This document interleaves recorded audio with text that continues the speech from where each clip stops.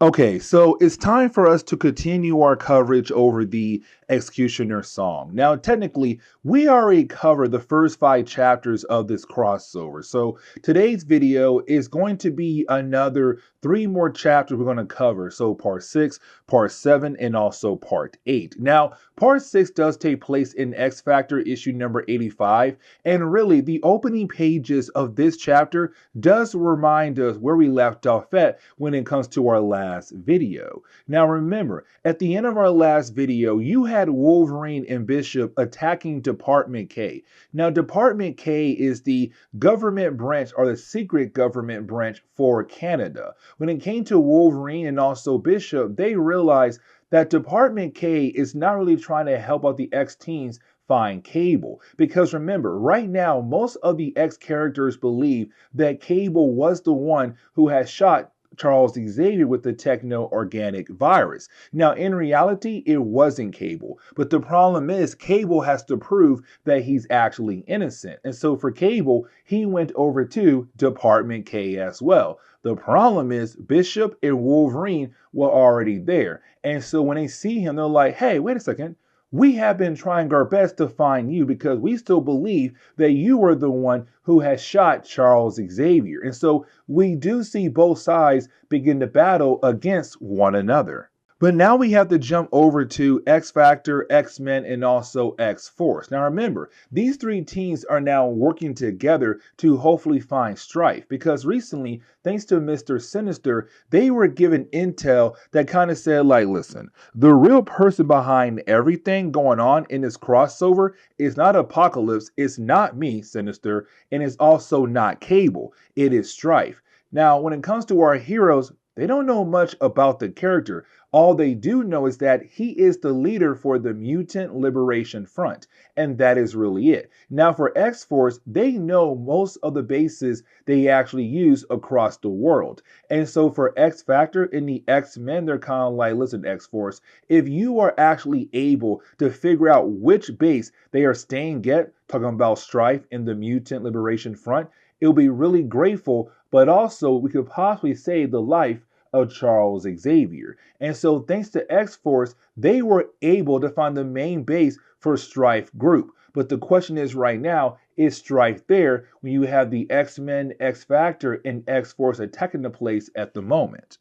But now we have to jump over to Apocalypse. Now, this is Apocalypse trying his best to do some detective work because in the earlier chapters, he found out that somebody was using his name as a way to trick his horsemen to do their dirty work. And of course, it was Mr. Sinister. But really, for Sinister, he told the horsemen to only kidnap Cyclops and Jean Grey, and then he had handed them over to Stryfe. But either way, for Apocalypse, he's trying to figure out who is actually behind everything. Now, he found one of the bases that belongs to Cable, but he also realized the tech that Cable used is very advanced, very similar to the same kind of tech that Apocalypse has been using for a while now as well. And so for Apocalypse, he's kind of wondering, if this is Cable's base, but its technology is just as advanced as mine, that means one of the members of X Factor might be secretly Cable and we had no idea. Now for him,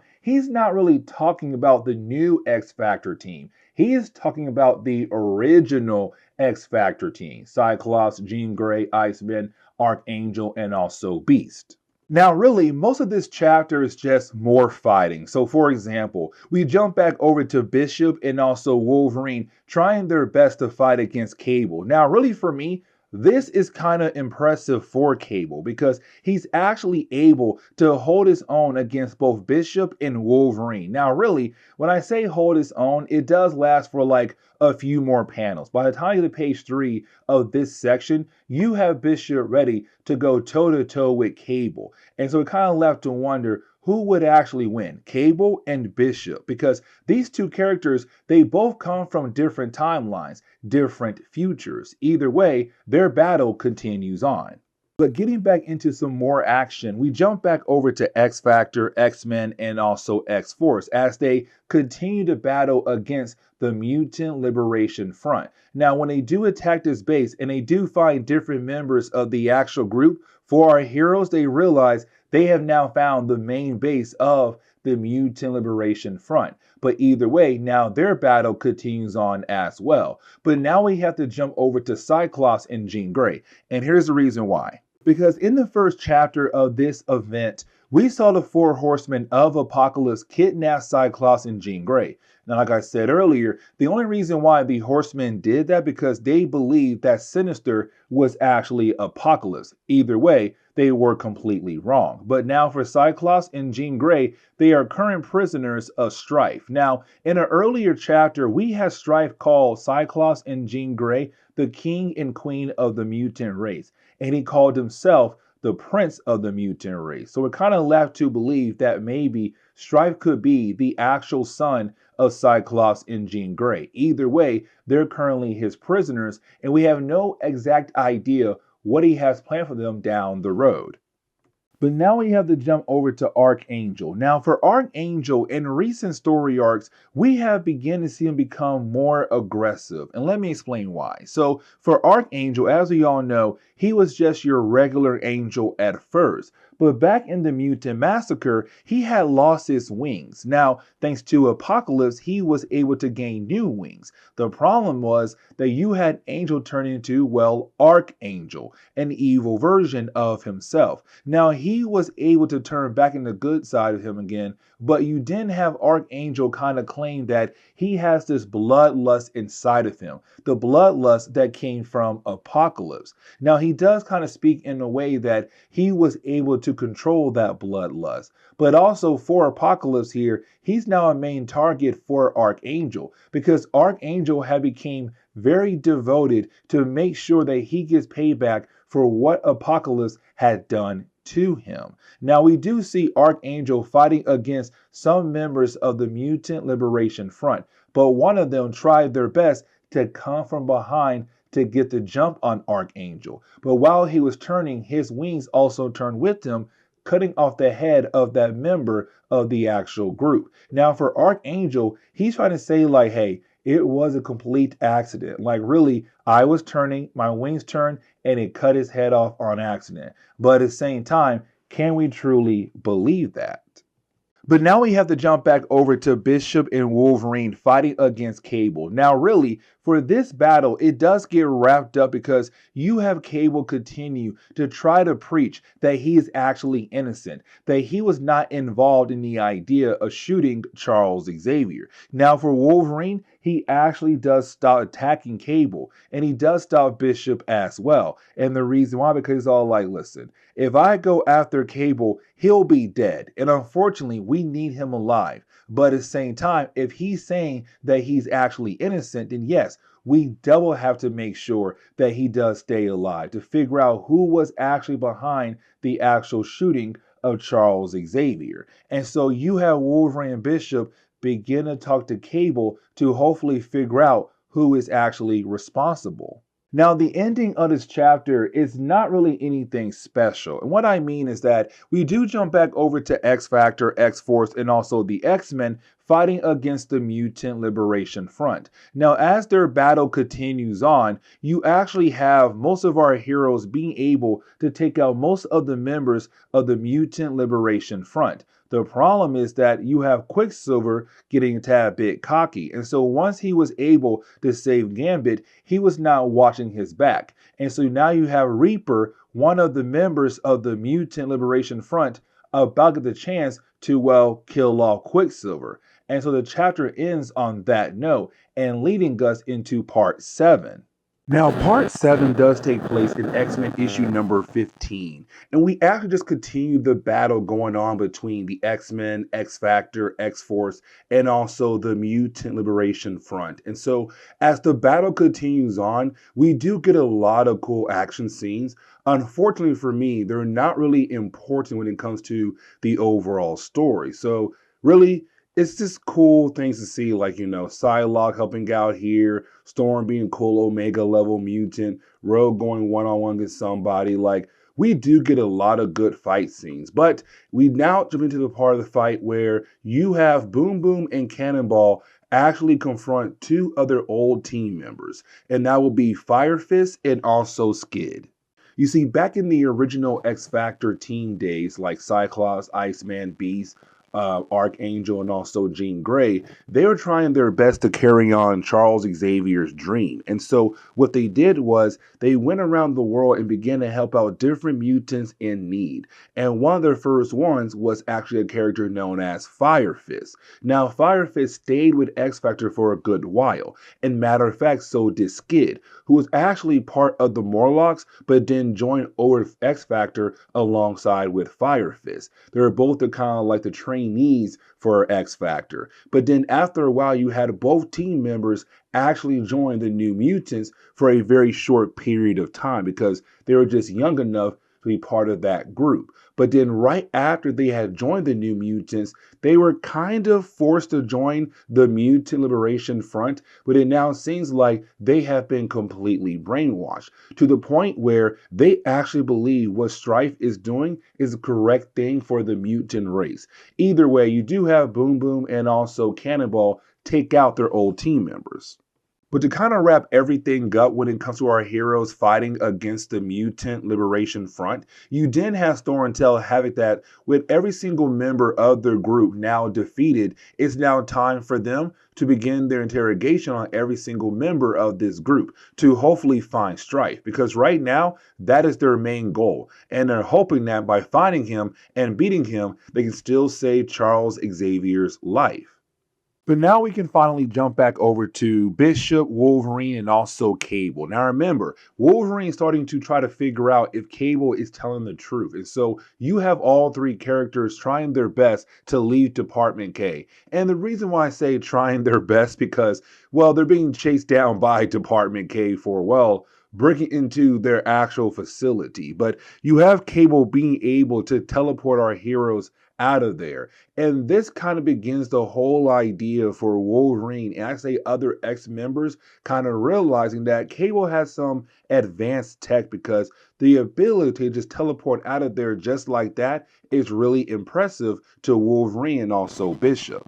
Now, for Colossus, we do get a page where we are reminded that he had just lost his brother, Michael. And remember, Michael just came back right after you had the birth of both the gold team and blue team for X-Men comics. And so for Colossus, he was kind of happy about the idea of finally having his brother back after believing for so many years that his brother was dead, to only now having his brother dead once again, but this time for real. And so for Colossus, he's kind of wondering, how can he tell his sister, who she never met, that her long lost brother who came back to life is dead again? And how can he tell his own parents that? And so for Colossus, he's kind of sad at the moment. And you have Strong Guy trying his best to make Colossus feel better, but it's not an easy thing to get over. But now we have to jump over to Beast and also Moira Taggart. Now you have these two characters just trying their best to hopefully find a way to save the life of Charles Xavier, who is still being affected by the techno-organic virus. Now for Beast, he's not really ready to give up just yet. But Moira Taggart, she's kind of like, look Beast, we have tried so many things. And unfortunately, we're not getting anywhere at all. Like, it's probably best for us to go ahead and let Charles die. And really for her, she kind of feels like Charles was dead at the moment he was shot by what they believe to be as Cable.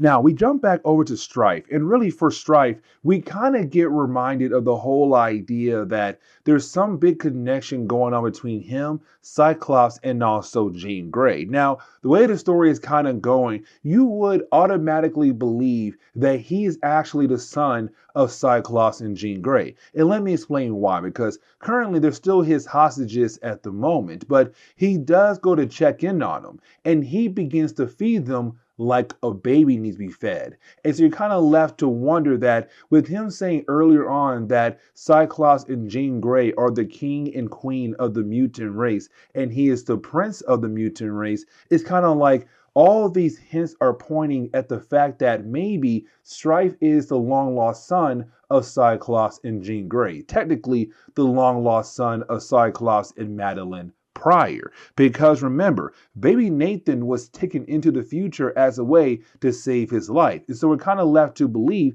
that maybe this is baby Nathan coming back from the actual future.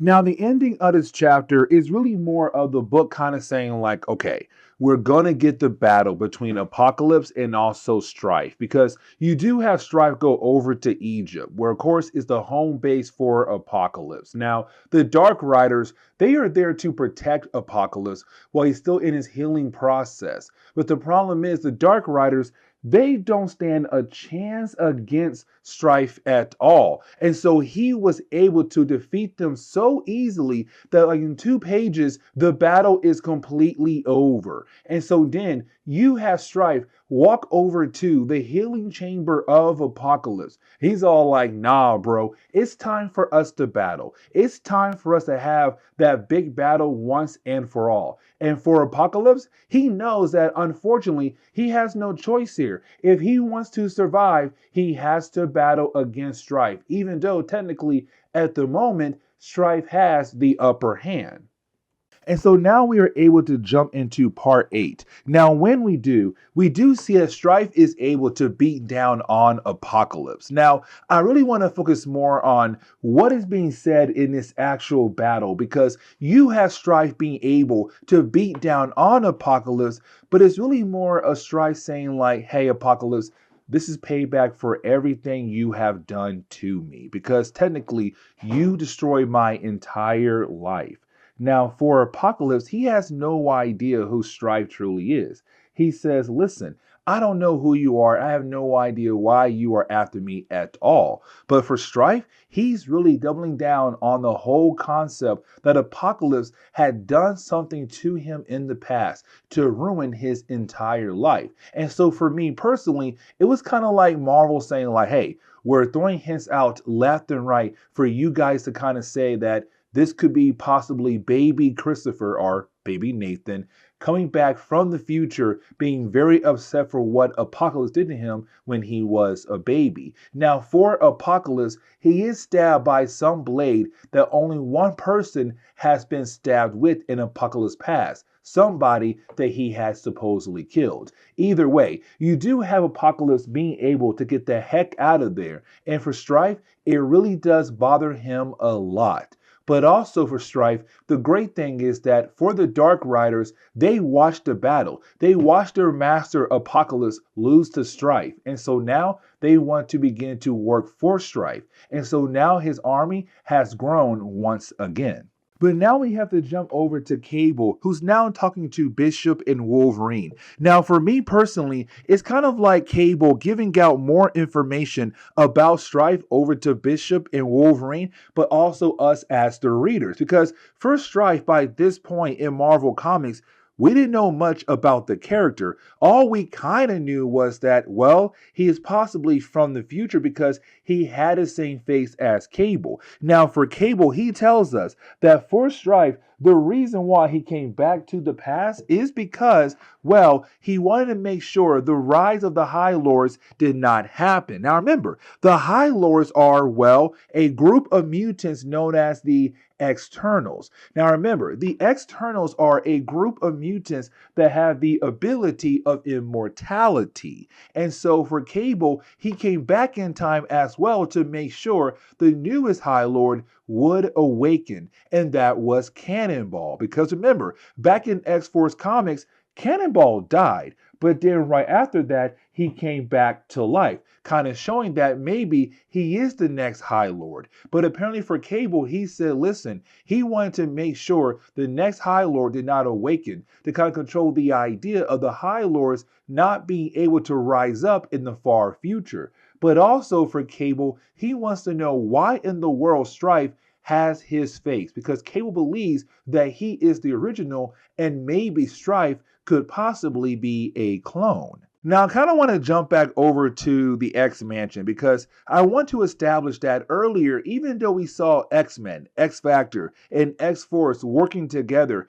to fight against the Mutant Liberation Front, that is not technically true. See, let me explain. You see, when it came to X-Force, only 2 of their team members were actually there. That would be Cannonball and also Boom Boom. The rest of the team, they were still locked up. And so for Havoc, he's kind of like, hey, listen, I need you to go down there and kind of talk to your team because it does seem like they're very upset. And in reality, it kind of seems like they have the right to be upset because they're still locked up and their team leader and one of his closest friends were able to leave and go on a mission while the rest of the team is still locked up. And so we can kind of tell that this might be an issue after the X-Cutioner song crossover. Now, something else I do want to talk about is Jamie Maddox. Let me explain. So he has the ability to create clones of himself. Now, here's the big problem though. You see,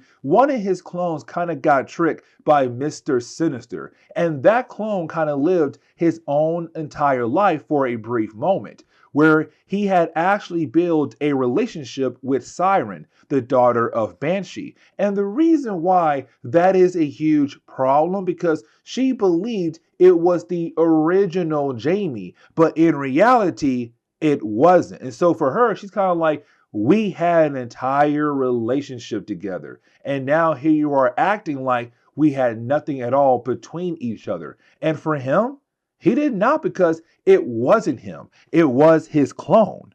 Now, the ending of this book is amazing, but before we actually dive into the ending of this chapter and where we're going to end today's video, we jump back over to Cyclops and Jean Grey, kind of reestablishing the whole idea that, hey, they're still being the hostages for Stryfe. But once you have Stryfe kind of move on to a different task after checking in on them, you have Jean Grey and Cyclops begin the process of trying to escape from Stryfe's base. And the question is right now, will they actually be, able to leave the base, or will they get caught again by Stryfe down the road in following chapters? Now, let's get into the big ending for this video, the big ending for this chapter alone. Because we jump back over to the X-Mansion. And when we do, we actually pick up with the X-Men, just hanging out, chilling, minding their business. But then out of nowhere, somebody teleports into their actual home. Now, here's the big catch because earlier we saw Apocalypse teleport away after losing to Stryfe and kind of left to wonder where in the world did he end up at after teleporting away. Well, we kind of find out that this man had teleported over to the X-Mansion. He says, listen, so we have to fight against Stryfe, but together. And so now this is going to be Apocalypse teaming up with the X-Men, X-Factor, X-Force to fight against Stryfe. And the question is, can they actually win against him? Because it could seem like this is also part of his plan, kind of knowing that sooner or later, both parties might come together to fight against him in one heck of a final battle. But this is where we are going to end today's comic book video. So please leave me a like down below and subscribe. Also, if you have any suggestions on books I should read, well, please let me know in the comments below because you never know, your suggestion could be a future video down the road. But guys, see y'all next time. Later.